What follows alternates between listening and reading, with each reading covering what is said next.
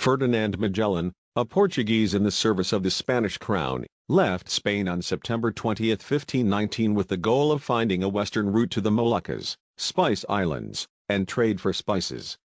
He sailed across the Atlantic, and discovered the strait that now bears his name, allowing him to pass through the southern tip of South America into the Pacific Ocean, which he named.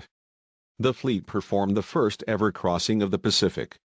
On March 16, 1521, they landed on Homonhon Island in Samar.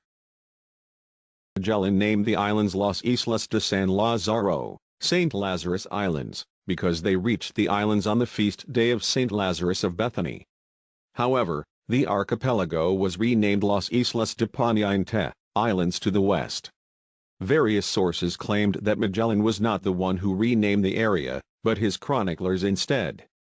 The name came from the fact that the islands were reached from Spain en route approaching the left part of the globe.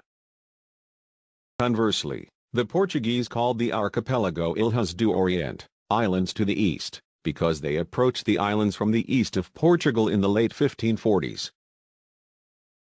Magellan was the first European to reach the islands. He forged a close friendship with Homonhon, the chieftain of Limasawa. Homonhon was a rival of one of the chiefs on Mactan Island, Lapu-Lapu. Another chief in Mactan, Zula, was also wary of Lapu-Lapu.